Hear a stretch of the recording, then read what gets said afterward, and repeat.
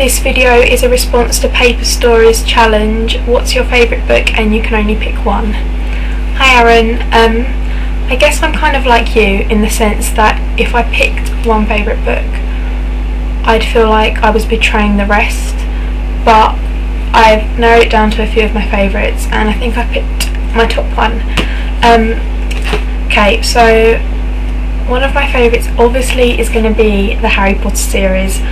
I don't think I need to expand on this much. Harry Potter's pretty much the air that I breathe, and I think everyone who watches my videos will know that by now. Secondly, another set of my favourite books are The Princess Diaries by Meg Cabot. I like these because they're really funny and they represent girl power, but in a less conventional way in that she's a princess. But the princess is also not very conventional because she's a relatable princess because she's just growing up in a normal kind of teenage environment, so I like those. Next is the Angus Thong series by Louise Renison. I like these because they're really funny, but something that annoys me about them is that the characters, well, a lot of aspects of the characters are quite kind of typical to the sort of people I know and not necessarily the people I like, but they definitely have an eccentricity that is very like my group of friends, so that's why I like that series.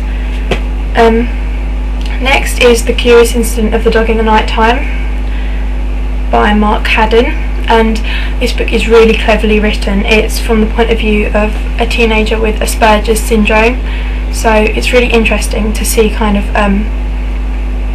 just to see life from the point of view of someone with a disability, so that's why I like that book. It's really interesting. Next, I don't have it with me because it was borrowed and not given back, which I'm really annoyed about, but it's Holes by Louise Sachar, and it's probably the most cleverly written books I've ever read because it's really easy to read in that I got it, sat down and read it in an hour and a half really easily, and I didn't kind of think too much about it. But then at the end, when you think back to the storyline and you kind of process how much has just happened, but in an effortless way, I just think that's really clever, and it's just a really brilliant storyline. And the film was quite good as well, which is unusual for the film to be kind of even nearly on the same level as the book. Next is, no one will have heard of these, but they're the Drina books, and these used to be my mum's. And like she gave them all to me, but it's a series. Just school ballet stories. I just like them because I've read them since I was about 7, and also I like really long series of books because I hate the feeling when you know you're coming to the end but it takes ages to get to the end of those because there's so many. So now is time for my favourite book.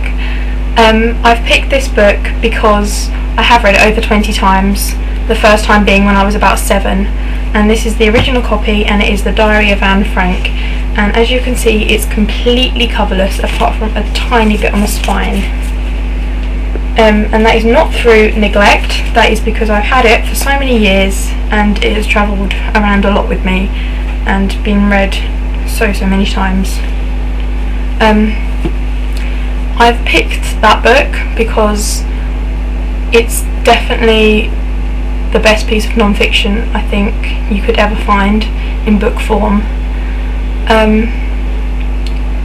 I can relate a lot to her personality and also kind of the fact that we come from the same religious background, me and Anne Frank, so I guess that engages me quite a lot, and it's not till the end.